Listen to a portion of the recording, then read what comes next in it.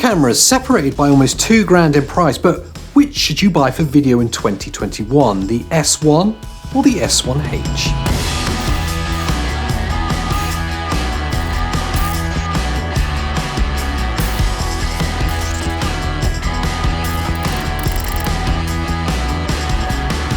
If you're new here, well, welcome to Ingav. We're professional video makers that make videos about making videos for people that want to make videos. And to help you make better videos, we make these videos about the things that make videos with the things that make videos. And now that that's cleared up, here's the TLDR version. They're both great cameras. And now the glaringly obvious observation is out of the way, let's get on with the video. When Panasonic announced the Vlog firmware upgrade for the Lumix S1 at the start of April, I honestly could have laughed. It seemed that for a £180 upgrade, they were willing to turn your S1 into a full filmmaking powerhouse comparable only to the S1H. In fact, it pretty much made both the cameras identical, at least on face value. Now, I've been lucky enough to get hands-on with the S1H for a number of different projects since it was released, and every time I desperately wanted to keep it. It is such a perfect filmmaking tool in every way. But for our own use, I just struggled with that price tag for what essentially would be a B cam to our EVA 1. But if you were to half the retail price and give me pretty much all of the same features, then you're talking my language. And seemingly, Panasonic have done just that. But what actually is the difference with this new firmware installed, and which should you buy? Well, now that I actually own the S1 for keeps, I can show you.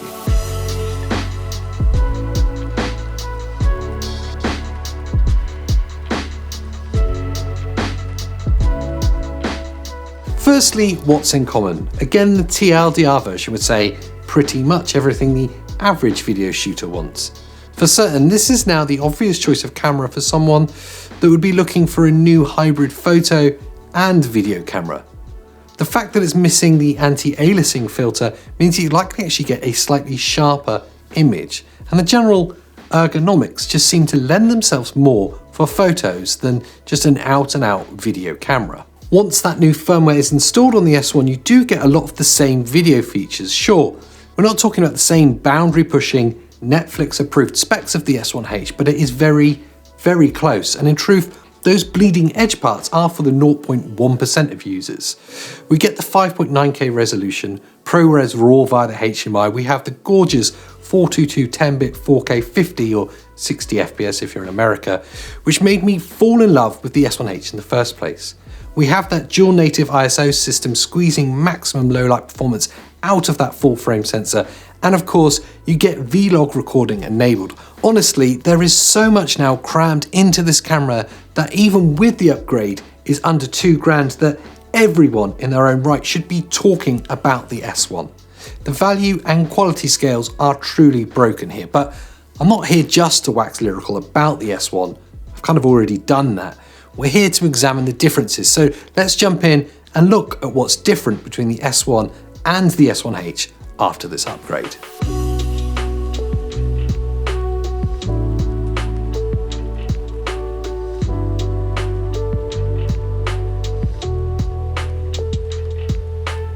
Straight off the bat, if you've had these two side by side, you would see that the S1H has been designed with video in mind, which for a hybrid mirrorless body is actually a rare thing.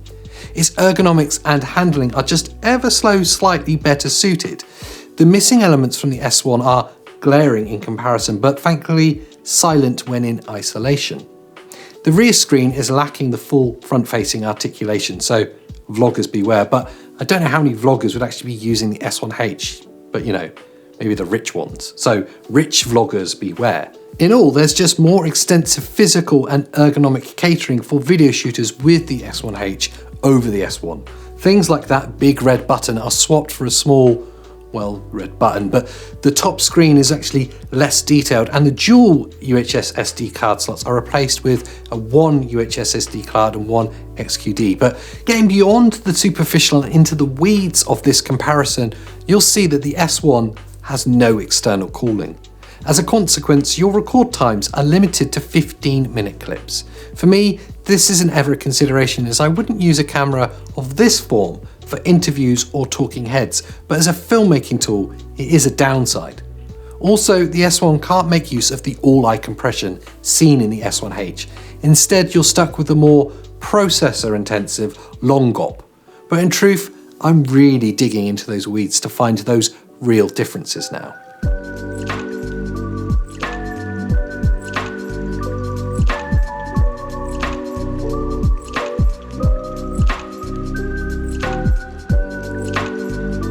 Now, I'm not going to pretend that these are identical cameras and that somehow Panasonic have missed something as glaring as this.